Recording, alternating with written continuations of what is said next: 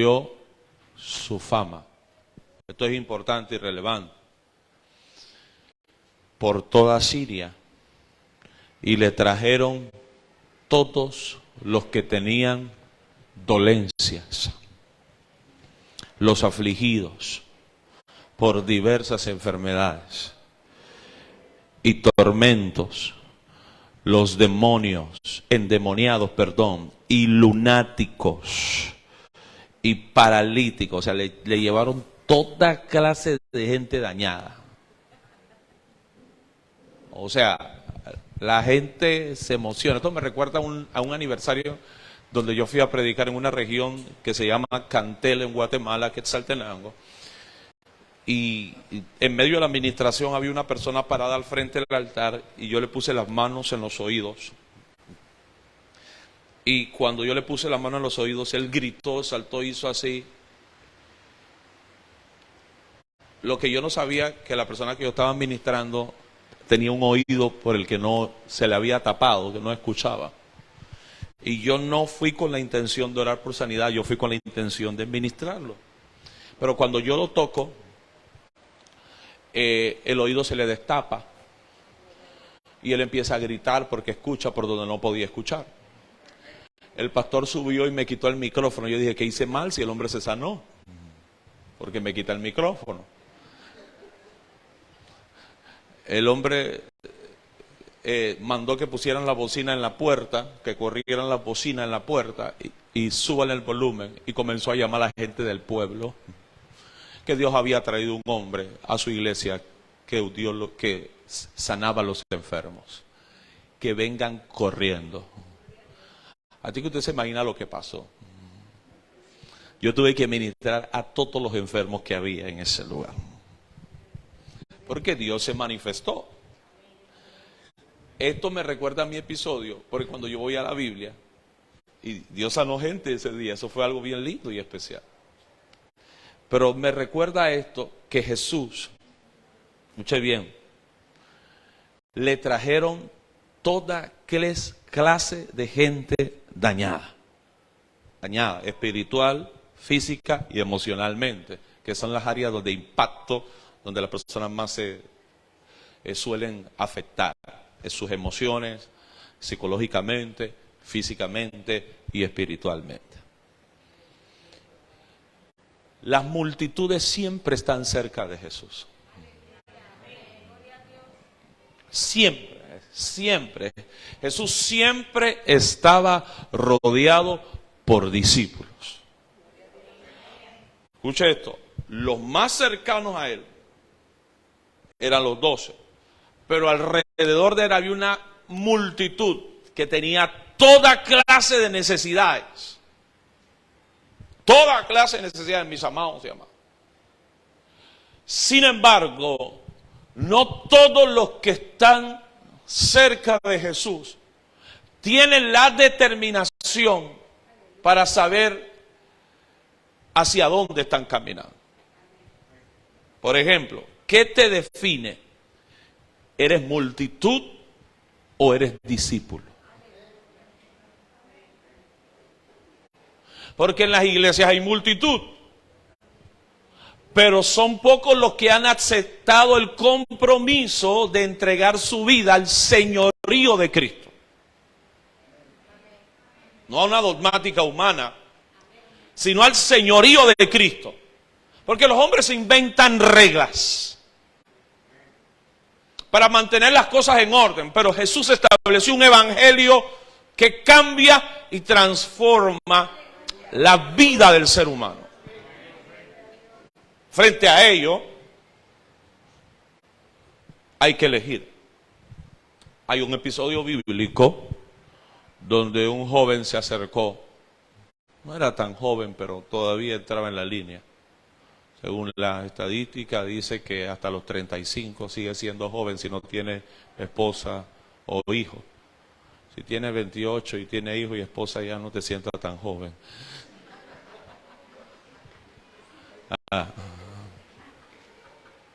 Ya entraste a otro nivel de vida. Eso aplica a los que son solteros. Y se acercó y le dijo, ¿qué puedo hacer para ser tu discípulo? Gran pregunta. Los discípulos están aquí. ¿Qué puedo hacer para ser tu discípulo? Jesús le dijo, cumple los mandamientos. Cúmplelos. Y él le dijo, desde muy joven lo he cumplido. Y Jesús lo vio, dice la Biblia que Jesús lo vio y lo amó. O sea, la Biblia dice, lo amó, le encantó lo que escuchó. Tú cumples los mandamientos.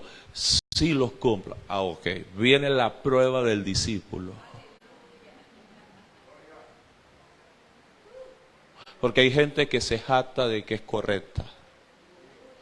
Pero cuando viene la prueba del discípulo, es la prueba del amor, no del billete ni el dinero. No. Eso es efímero. Los verdaderos discípulos saben que eso no es lo más importante. La prueba del amor es la que te define como verdadero discípulo, sí o no.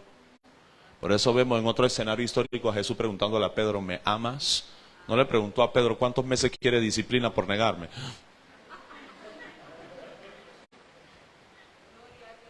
Porque la dogmática humana hubiera dicho, hey, te voy a visitar no para restaurarte, sino para decirte que estás en 10 meses de disciplina porque me negaste. Es el dogma del hombre. Jesús se acerca no para meterte el dedo en la llaga. Jesús se acerca para decirte, me fallaste, pero me amas todavía.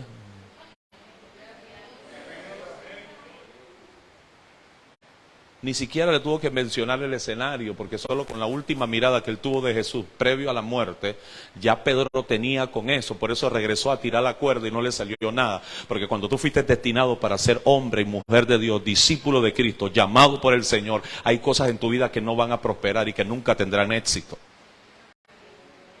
Pero hay gente intentando hacer cosas que Dios no lo llamó a hacer, porque Dios te llamó a hacer otras cosas. Las cosas que le competen a Él. Jesús le dijo claramente a Pedro en un episodio de su vida, ya no vas a pescar más en esta mar, en el mar de Galilea, ahora vas a ser pescador de hombres. ¿Qué hacía Pedro tirando la cuerda? Falló. Los discípulos a veces cometen error, pero lo que me gusta es la prueba del discípulo. Por eso regresamos al escenario del joven rico. Jesús le dice, vende lo que tienes y dáselo todo íntegramente a los pobres. Le quería dar un yello. No, el billete. No. Entonces, ¿de qué te sirve? Mientes. Porque si cumplieras el primer mandamiento, tu amor no estuviera en el dinero, tu amor estuviera en el Señor. El Shema de Israel dice, amarás al Señor tu Dios con toda tu fuerza, con todo tu corazón. Y por ahí va con toda tu alma y con todo lo que tienes. Entonces, si realmente tú cumples los mandamientos, a ti no te afecta vender lo que tienes. La prueba no era el dinero, hermano, no se equivoque. Era el amor. ¿Dónde está tu amor? ¿Qué te define? ¿Cómo te define? ¿Como multitud o como discípulo? Porque muchos vienen a la iglesia porque tienen la necesidad de que Dios haga algo en sus vidas. Y no está mal, está bien, porque el que lo puede hacer es Dios. Claro que sí. Pero los discípulos ya no solo quieren que Dios haga algo en sus vidas, lo quieren a Él. Ya yo entendí en mi vida que yo no tengo que estar pidiéndole nada, yo lo quiero a Él conmigo. Porque si yo lo tengo a Él conmigo no me falta nada. Y no lo hago porque Él tenga que darme algo, es porque yo lo necesito a Él. Mi fascinación, mi pasión, mi anhelo, mi búsqueda va más allá que mi necesidad. Yo lo quiero a Él. El verdadero discípulo no quiere solo lo que Dios le puede dar, quiere a Dios en su vida, quiere a Dios en su casa, quiere a Dios en su familia, quiere a Dios operando en la realidad más grande, en la profundidad de su corazón. Yo no sé usted, pero los verdaderos discípulos adoran a Dios en la angustia, en la alegría, en el dolor, en la preocupación, en el sufrimiento, en la decadencia, pero también en la trascendencia. Hay alguien aquí que puede celebrar la presencia de Jesucristo en esta mañana y saber que nuestro único objetivo es Él. ¡Aleluya! Te podemos discipular y pasarte por los 3 niveles, pero si todavía Él no tiene tu corazón, esto no funciona. Vamos a seguir, déjenme seguir, ustedes no me dejan avanzar. Los verdaderos discípulos tienen una relación con Dios. Diga conmigo, relación. Sin relación no hay discipulado como tal. El discipulado no es un escrito, no es un folleto, no es una clase, no es una dinámica didáctica o pedagógica. El discipulado es relación. Queremos que el corazón de los discípulos se llene cada día más de Jesús. No de humanidad, sino de Cristo. Los discípulos no solo tienen una relación con Dios, los discípulos exhiben frutos dignos de arrepentimiento y frutos de avance, desarrollo, crecimiento en su vida. Un verdadero discípulo, después de un año, se deja ver los cambios de manera evidente, no oculta. No, yo he cambiado mucho, pero yo no veo tu cambio. ¿Quién lo ve? Solamente tú. El cambio de un discípulo es evidente. Actitud, desarrollo personal, emocionalmente se vuelve mucho más estable de lo que era antes. Si tiene alguna problemática psicológica, tiene conciencia de ella y se preocupa por mantenerse atendido. Escuche bien, el discípulo desarrolla también a nivel familiar, a nivel de vida personal. Incluso el impacto y el desarrollo del discipulado es tan poderoso en la vida de una persona que hasta su economía es impactada cuando realmente eres un discípulo de Cristo. ¿Se me fueron? ¿Están aquí todavía? Toca al que está, dile ese contigo, dígale al que está a su lado, por favor. Ese contigo. Ese contigo, dígaselo. Saque el dedo profético y señale, ese contigo. Ese contigo. Los discípulos siempre están dando frutos. Otra característica de los verdaderos discípulos es que son leales. En el mundo pudieron tener las mayores crisis de su vida. Los pudieron abandonar, los pudieron maltratar, pudieron aprovecharse de ti. Pero cuando tú vienes a Cristo, tú entiendes que hay un código de lealtad con Él. Él no te va a fallar, Él no te va a dañar, Él no te va a golpear, Él no va a usar de ti. ¿Alguien escucha esto? Él está para ti y por ti todos los días de tu vida. Dios mío. Un verdadero discípulo es leal. En los momentos más complejos de su vida demuestra su lealtad. Afirma que aunque las condiciones, las circunstancias no operan a su favor, su lealtad permanece intacta. No te voy a fallar. Aunque mi cuerpo es tentado a abandonar la seguridad de estar en la roca inconmovible que es Cristo, mi mente, mi espíritu se sostiene en la palabra que un día me diste, que ibas a estar conmigo todos los días de mi vida, que me ibas a guardar, que me ibas a bendecir. Alguien escucha a Dios en este momento. Tu lealtad no depende de que Dios te bendiga o no. Tu lealtad depende de que Él sigue sentado en el trono y que sigue contigo, pase lo que pase y venga lo que venga. Es más, te lo voy a decir de esta forma. Tú y yo podemos estar pidiéndole a Dios algo, y si Dios no lo quiere dar, tienes que seguir siendo fiel.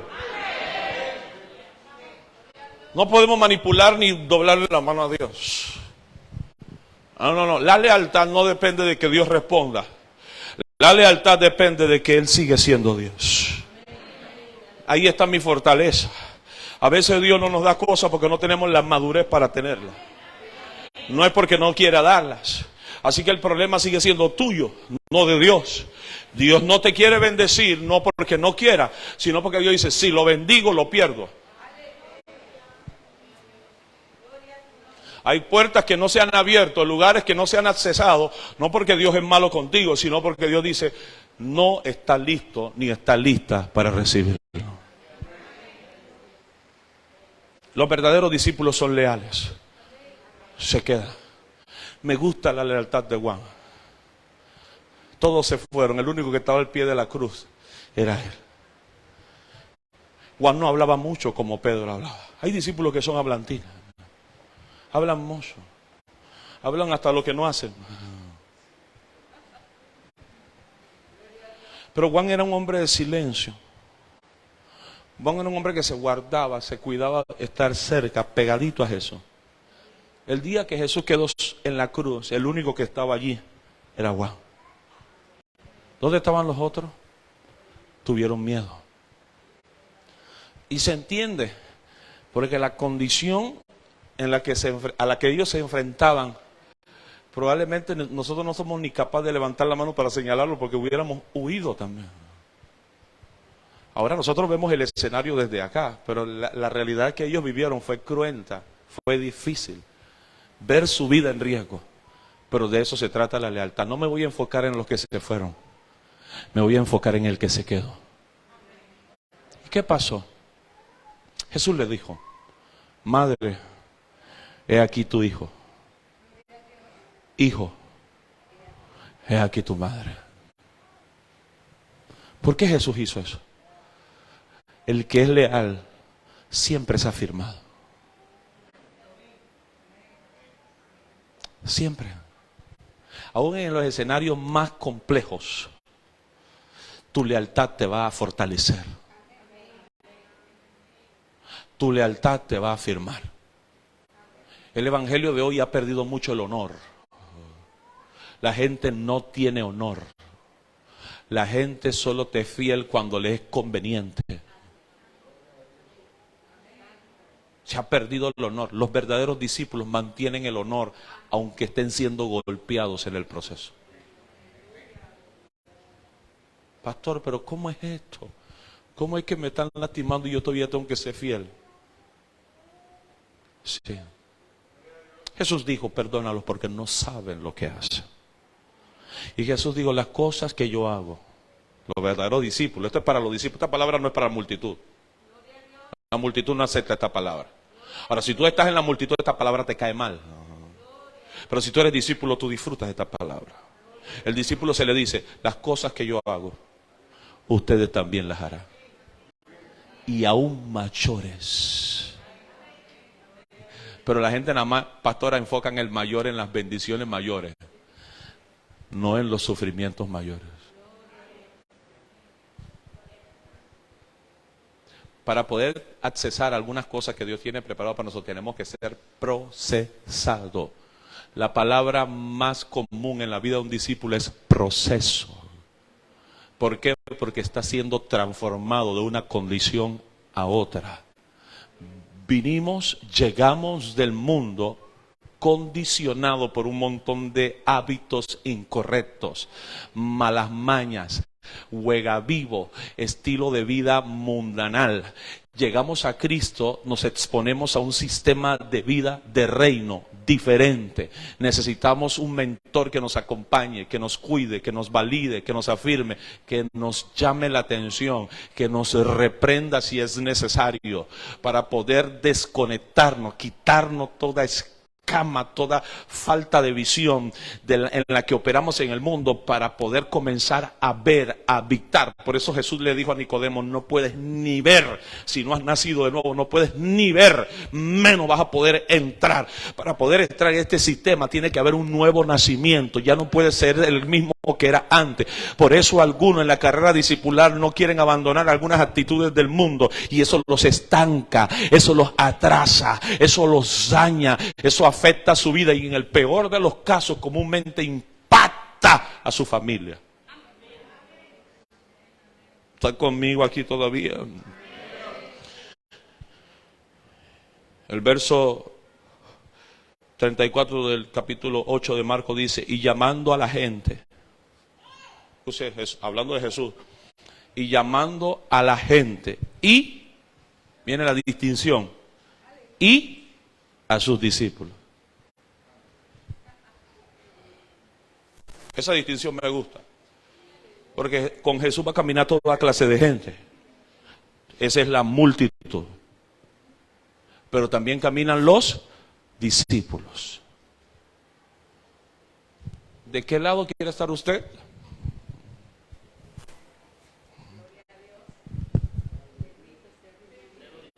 Eso. Todos una vez fuimos multitud. Todos. Pero decidimos abandonar nuestro estado de multitud y caminar hacia el compromiso y al estilo de vida de Cristo. Ser multitud no es malo. Quedarse ahí y solo pretender que Dios te bendiga, te sane y te deje comer, eso significa estancarte. Y tú no vienes a la verdad para permanecer esclavo todavía. ¿Alguien me está recibiendo? Yo no predico verdad para ser esclavo. Jesús dijo, ustedes vienen a mí porque yo les doy de comer, les doy pan. Le dijo a la multitud.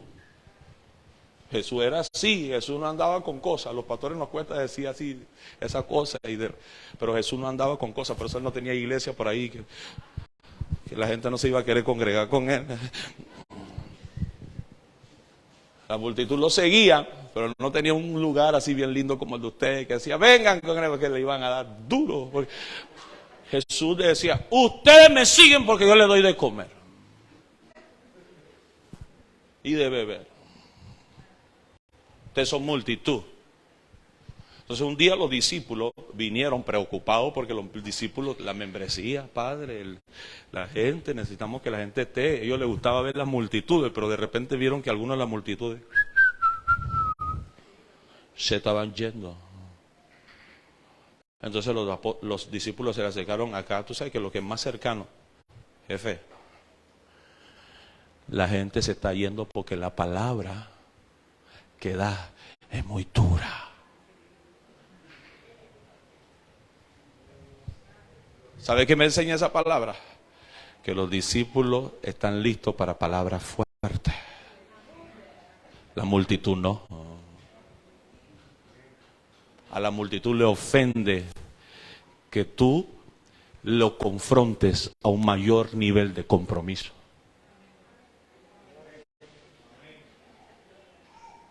Y cuando tú confrontas a la multitud a un mayor nivel de compromiso, se van.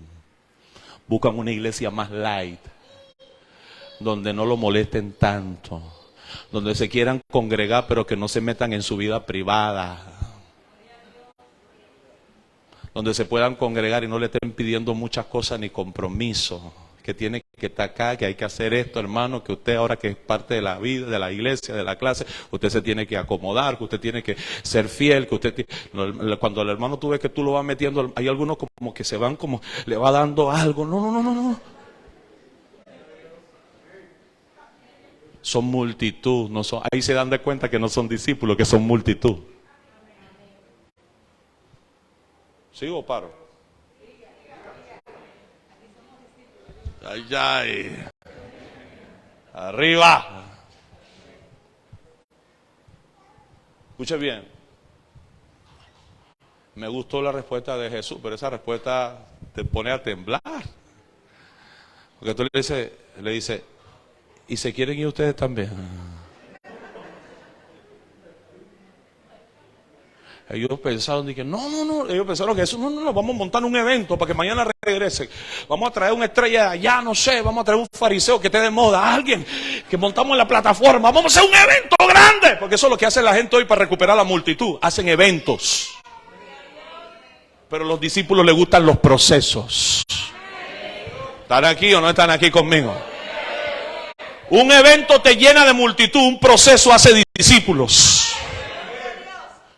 Por eso tú ves que la gente corre de un evento a otro. Cuando en su casa no hay discipulado, la gente anda corriendo de un evento a otro. ¿Por qué? Porque necesita algo que los emocione, que los haga sentir. Pero los verdaderos discípulos saben que tienen una casa donde los alimentan, donde los cuidan, donde los forman, donde los preparan.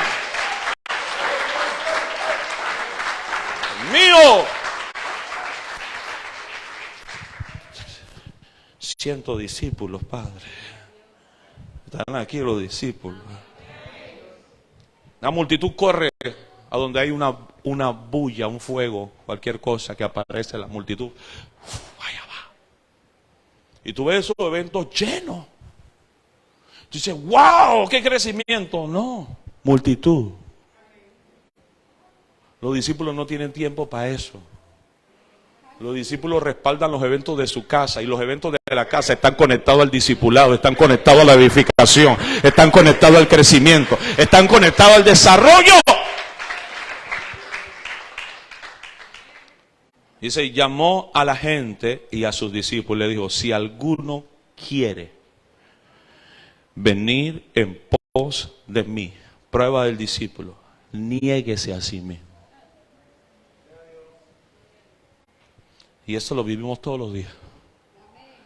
Todos los días, porque es una lucha con lo que yo quiero y lo que Dios quiere. Y siempre Él tiene que ganar. El día que tú ganes, te desviaste. Porque la verdad el Espíritu quiere, pero la carne se revela. A veces tú quieres meterte y orar 5 o 6 horas. Metete fuego, y la carne no aguanta. Cuando vas por 1 hora ya tienes que levantarte, caminar, dar vueltas, acostarte, orar, buscar la forma, porque las rodillas ya no aguantan, y menos los hermanos que no están en forma.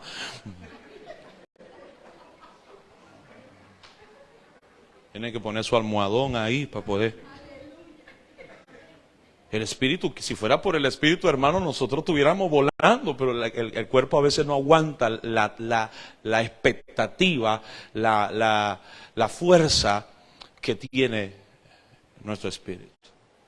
Ahora el Señor nos ama y nos entiende. Recuerden cuando llegó a los discípulos, esos escenarios no son para multitud, esos son escenarios para discípulos. Jesús los llevó a orar, lo dejó en un lugar, lo dejó en un lugar, y Él entró más adentro a orar. Después de 1 hora regresó y los encontró. ¿Cómo encontró a los discípulos? Los discípulos se duermen, hermano. A que sepan nada más. Ellos se duermen. Ellos se duermen. Hay que sepan. Es un escenario de discípulos. Ahora Jesús le dice, ni 1 hora. Los está formando, los está preparando. Eso fue un escenario de formación. Les modeló y les enseñó. Esa es la forma del discipulado de Cristo. Él te modela y luego te dice por qué modeló y cómo debes hacerlo tú. Se fue de nuevo y después que regresó, dormió de nuevo. Y ya estaba el momento cumbre. Jesús necesitaba orar, hablar con su Padre. Necesitaba dirección. Así que se lleva a la gente más cercana. Un discípulo tiene experiencias sobrenaturales. ¿Alguien me está escuchando en este lugar? Los discípulos tenemos experiencias sobrenaturales. Jesús agarró a Pedro, a Juan y a Jacobo y los subió al monte de la transfiguración. ¿Dónde los subió? Vamos con nosotros al monte. Los otros no se quedaron, Señor, y nosotros, ustedes van en la otra vuelta. Y Jesús va subiendo, sube con ellos, y cuando llega ahí arriba, tienen una película 4K. Jesús se transfigura y dice que su rostro es como el sol y su vestidura como la luz incandescente que no puede ser contenida. Luego que Jesús se transfigura, que sale de la forma básica humana al cuerpo glorificado en el que Él opera, que es trascendente, es una manera, algo que no puede contener la tierra. Usted se imagina que Jesús hubiera andado por la tierra así, esto fuera una locura, pero Jesús le reservó eso a 3 de sus discípulos. Hay cosas que solo le pertenecen a los discípulos. ¿Alguien me está escuchando? Hay gente que no va a tener experiencias sobrenaturales porque todavía está coqueteando con ser multitud.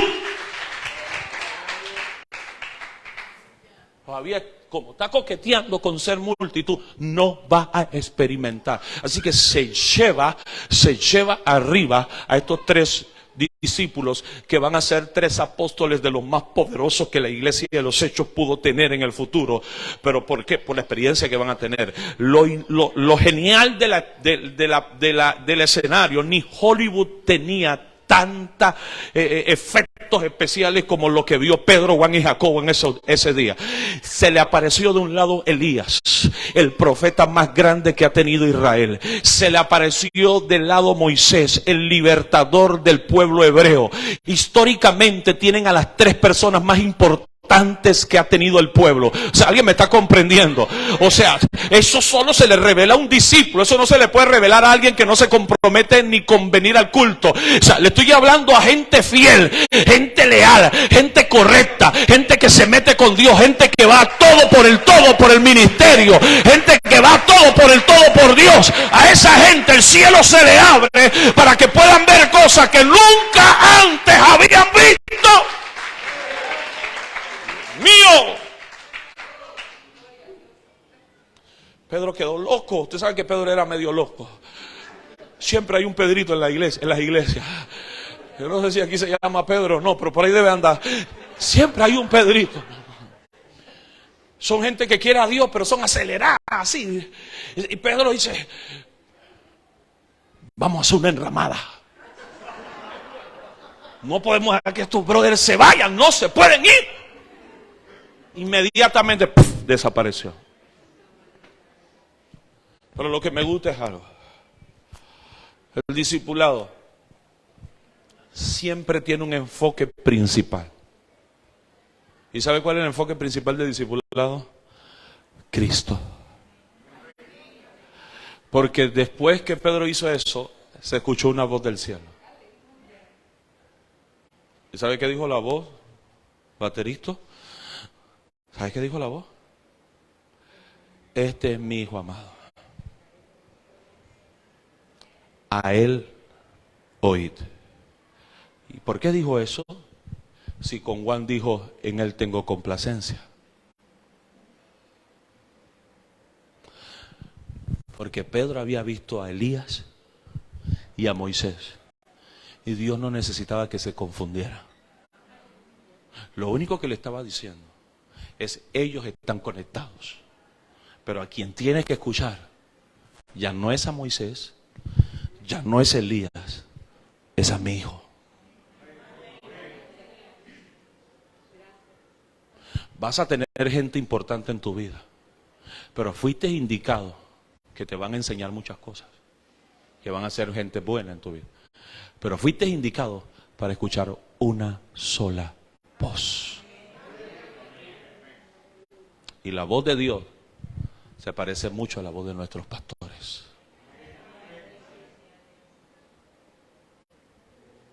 Cuando Dios llamó a Samuel, Samuel no conocía a Dios, pero tenía mentor. Así que lo que él interpretó como la voz de Dios fue la voz de su mentor. ¿Están conmigo? Así que cuando Dios lo llamó, él corrió donde Elí. Dígame, Señor, es de madrugada, es un muchacho.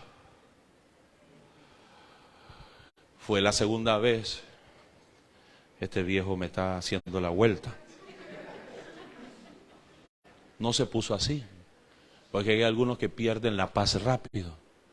El discípulo, no importa las veces que lo llamen, está dispuesto. Así que Samuel no vio como un problema que el viejo no supiera qué es lo que estaba pasando. Al rato Elí comenzó a evaluar la situación de lo que estaba pasando. Y hay dos cosas que pasaron en la mente de Elí. Uno, Dios está hablando. Dos, no me está hablando a mí. Y eso es lo peor que le puede pasar a un hombre. Que Dios hable y que no te hable a ti. Y en lugar de hablarme a mí, le está hablando a mi pupilo. Significa que Dios había determinado restaurar el sistema, la atmósfera profética en esa casa. Un nuevo sacerdote, un nuevo juez y un profeta. En un muchacho que ni siquiera conocía a Dios. Pero ¿qué lo calificó? Uno, su mamá lo engendró en el altar. Dos, lo entregó en el templo y tenía un mentor. Hay gente que no va a crecer hasta que no se dejen mentorear. Hasta que no se dejen guiar. Si tú no te dejas guiar y tú crees que te la sabes toda, no vas a crecer. Hello. Jesús dijo, yo no hago nada que mi Padre no me diga que yo haga. Esas fueron las palabras de Jesús. El Hijo de Dios dijo, yo no ando al garete. Sí, sí, sí. ¿Estamos aquí todavía? El Hijo de Dios dijo, yo no ando al garete, yo hago lo que mi Padre dice. Un día le dijeron, tú tienes demonio. Y dice, yo no tengo demonio, yo honro a mi Padre. Un verdadero discípulo honra.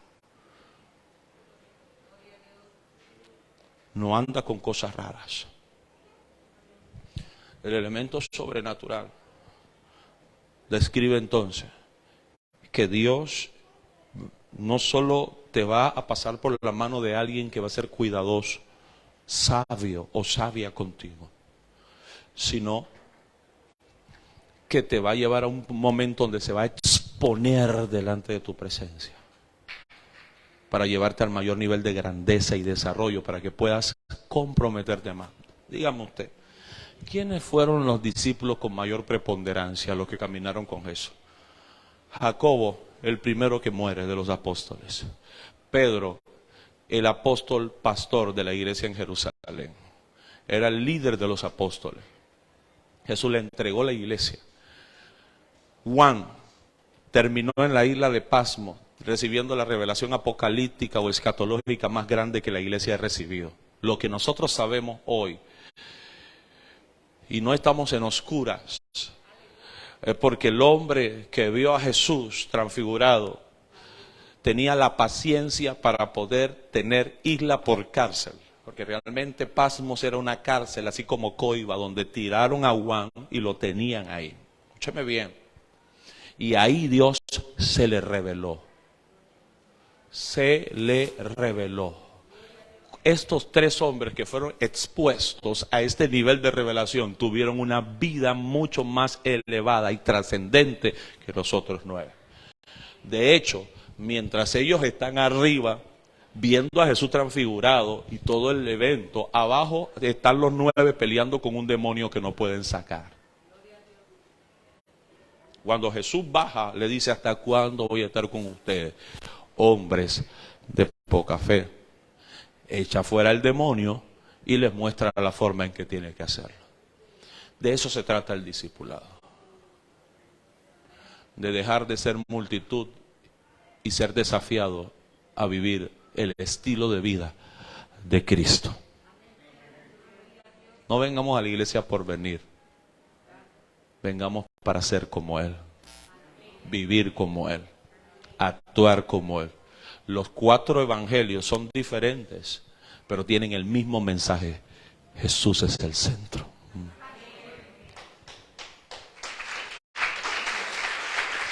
Jesús es el centro. Hay una unción linda aquí. Percibo una unción bien linda del Espíritu Santo. Así que si te tienes que negar, niégate. Porque vale la pena negarse por Él. 2, toma tu cruz. Nadie te puede ayudar a cargar tu cruz. Es tuya. Tú y yo tenemos que cargar nuestra cruz. ¿Sí? Y tiene que ver con la decisión de ser de Cristo. Tu cruz y la mía tienen que ver con la decisión de caminar marcando la diferencia. Llevar un peso extra por ser diferente. No todo el mundo está dispuesto a eso. La multitud no le gusta eso. 3, sígame. Este sígueme no fue el mismo sígueme que él utilizó con Mateo cuando lo vio en el puesto de los publicanos. Recuerda que se le quedó mirando y le dijo, sígueme. Ese sígueme es, añádete a mi grupo. Sé parte de una nueva historia. Pero este sígueme es, practica lo que yo hago. Actúa como yo actúo. Vive como yo vivo. Dice que los animales tienen guarida y los pájaros tienen árboles, pero yo no tengo, dice, dónde recostar la cabeza. El que camina conmigo tiene que estar dispuesto a no tener nada. Le dijeron, tus discípulos no pagan impuestos. Jesús le dijo, tira la cuerda. Sacaron el pescado, lo partieron por la mitad, sacaron la moneda, lo dieron, se fueron. Tenían un botín, No, es más, el poco botín que tenía se lo dieron a Judas, que era ladrón, era teso con el billete ajeno. Entonces, se lo dieron a él. Jesús no tenía problema con esas cosas, porque él vivía en una capacidad sobrenatural, que él no era afectado por las condiciones básicas de la vida. Aunque era 100% hombre, esas situaciones no lo impactaban ni lo afectaban a ese nivel. Permítanme, mis amados y amadas, tomar algunos minutos para afirmar que la diferencia entre multitud y discípulos siempre va a ser abismal. Amamos las multitudes, salimos a la calle a predicarles, a buscarlos, a darles la palabra de salvación, pero no somos como ellos, somos como Cristo. Somos como Cristo. Características de un discípulo y una multitud. Número uno, la multitud sigue. La multitud sigue a Jesús.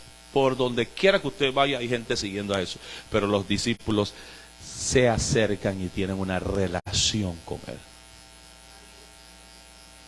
No es lo mismo seguir que tener una relación con Él. Dos, la multitud es servida. La multitud es servida, se le atiende. El discípulo sirve.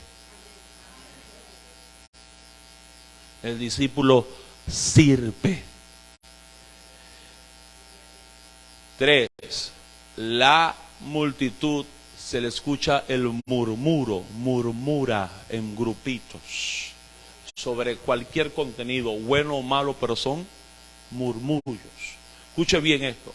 El discípulo ora. Lo mismo murmurar que orar. La oración tiene poder. La murmuración genera atmósferas incorrectas, ambientes hostiles. Genera una murmuración. Pero el que ora cambia los ambientes, cambia las situaciones y cambia el mismo. Cambia como persona el mismo. El discípulo, la multitud es conveniente. Es decir, está contigo si le es conveniente lo que tú puedes aportarle, ofrecerle. El discípulo es leal.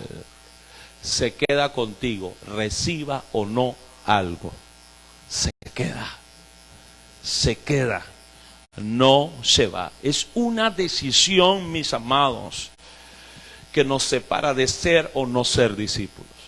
Una decisión. ¿Qué decisión?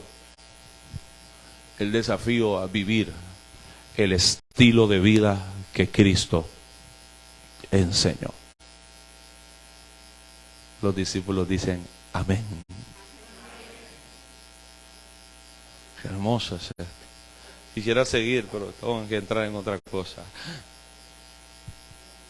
Quiero animarlos a que mantengan un estilo de vida discipular. Afirmar su decisión, la decisión que usted tomó de ser como Cristo. No la abandone. No la negocie ni con sus familiares más queridos. Porque a veces gente que amamos quiere cambiar lo que Dios está haciendo en nuestras vidas. Eso no puede ser negociado. Número 2. Quiero animarlo a que busque a alguien y ayúdelo a crecer. Gánese a alguien. Todavía nos faltan escasos 5 meses para que se acabe el 2022.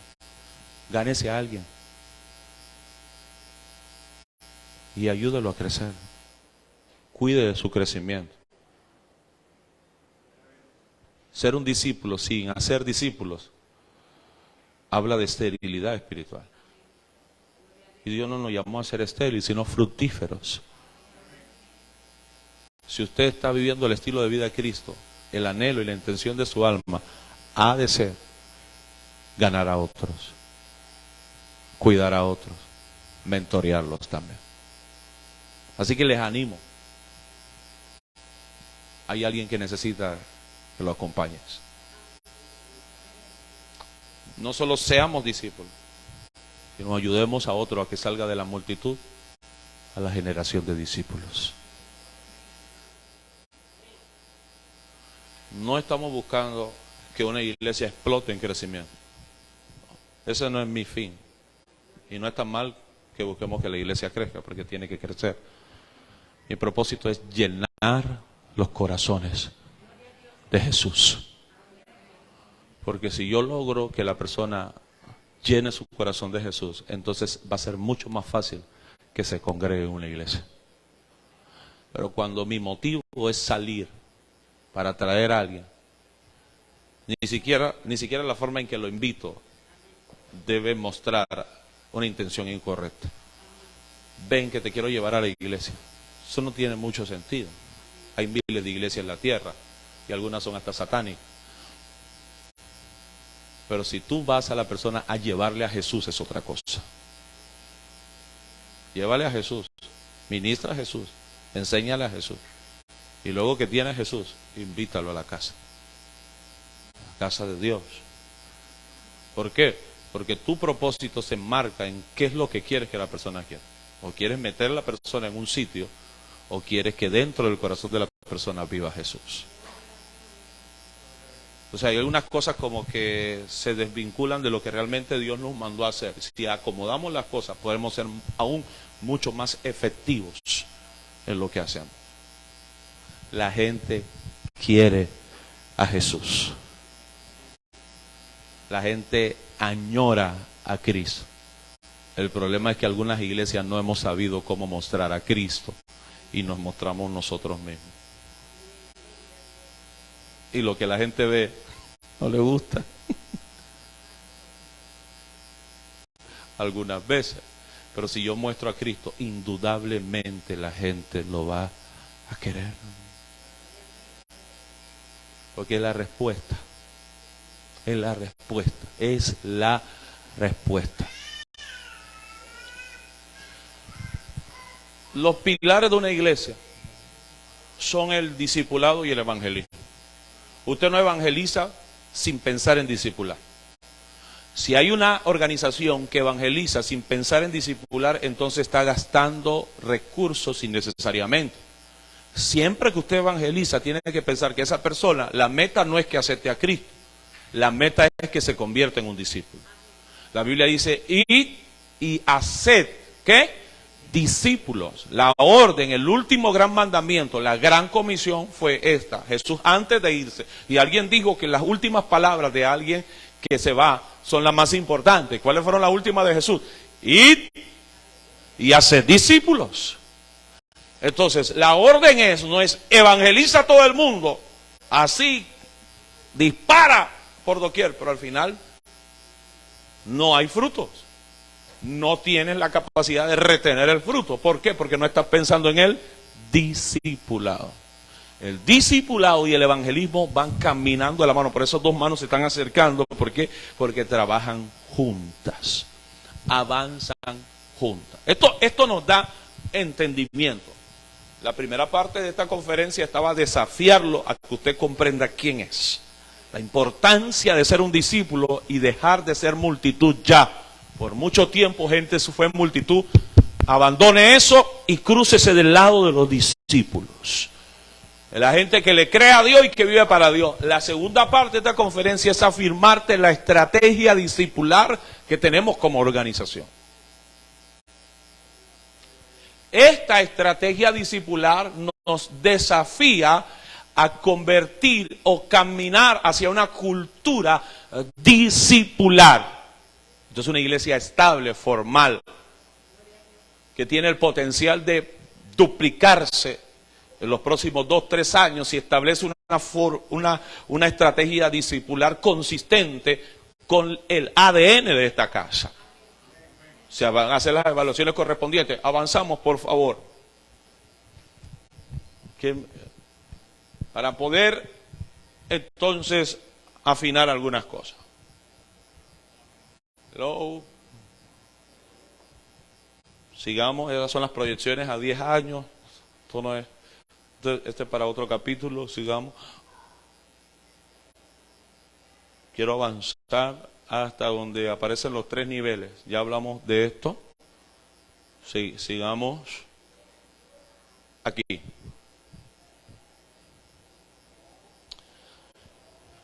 La estrategia discipular de la organización a la que nos sumamos y somos parte impacta de esta forma. Una iglesia que comparte su fe, pero una iglesia que comparte su fe con el propósito de llevar a esas personas a un proceso formal de discipulado. Por ejemplo, cuando la iglesia comparte su fe, que se trabaja en periodos de 2 meses, de hecho ahorita estamos compartiendo la fe, la compartimos en julio y agosto. Estamos preparándonos para cerrar en la próxima semana la época de comparte tu fe.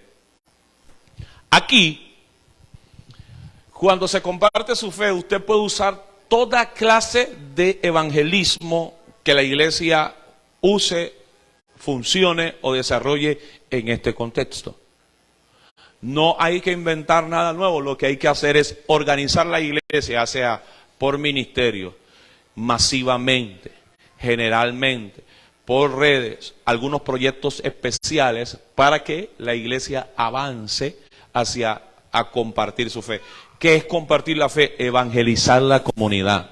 Si la iglesia tiene grupos, células, entonces las células se organizan para compartir su fe durante esos 2 meses.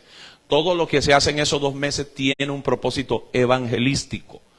¿Qué se hace? Se les da las citas de edificación. Inmediatamente en el espacio de esos 2 meses que alguien se convierte, se le da las citas de edificación. Es un material de 7 clases. Es una clase hablada que el mentor, los mentores asignados por los pastores van a darle al recién convertido. Automáticamente, alguien se convierte, se le asigna un mentor y el mentor va a tener este material en mano para acompañar al recién convertido sus primeras semanas y afirmar su decisión de haber aceptado a Cristo. Eso significa, escuche bien, que ninguna persona que se convierta desde que inicie en este proceso discipular va a caminar sola. Porque teníamos la complicación de que algunas personas se convertían y que el único que los discipulaba era el Espíritu Santo, que nadie los acompañaba, porque teníamos la noción de que las personas se convertían y ya era la meta, ya se convirtió, ya está asistiendo a los cultos, gloria a Dios. No, no es así. Las personas necesitan acompañamiento. Tampoco la meta es el bautismo. Las personas necesitan doctrina para ser fuertes. Y luego que se hacen miembros formales de la iglesia, entonces se les enseña a servir. Para poder ser ubicados en su área de servicio según sus dones y sus capacidades. Entonces el discipulado complementa la vida del discípulo. En 2 meses comparte tu fe. Cuando terminas de aquí y pasaste tu etapa de citas de edificación, entonces el mentor te va a llevar en el camino y te va a anexar a la clase de fundamento. La clase de fundamento demora 3 meses. Es de esta clase que está aquí. Son 3 meses. Esta clase que está aquí es una clase que es para recién convertidos. ¿Quiénes son los que pueden accesar a la clase de fundamento? Solo los que han sido consolidados. Solo los que han sido consolidados. Por ejemplo, alguien se convirtió, le asignaron un mentor, lo asignaron. Necesito 4 jóvenes aquí adelante, por favor, rápidamente, 4 jóvenes. Jóvenes, bueno, que tengan espíritu joven, pues. Ajá. 4. Allá está el cuarto. ¿Ah? Abran espacio, hay un poquito de espacio. Un poquito de espacio, ok. Ok. Ahora, un varón de Dios que venga aquí. Eso, gloria a Dios. Listo. Escuche bien. Parece acá, varón. No quédese ahí. El varón Si tu nombre se me va, perdóname. José, yo te di clase, ¿ah? Yo soy cristiano. Usted se convirtió y le asignaron a José para que lo mentoree y lo cuide. La visión discipular trabaja con 3 grupos: un grupo de consolidación, un grupo de mentores y un grupo de maestros. El grupo de consolidación son de 3 a 7 personas que la iglesia organiza para atender a todos los que se vienen por primera vez a la iglesia, llenan la cita de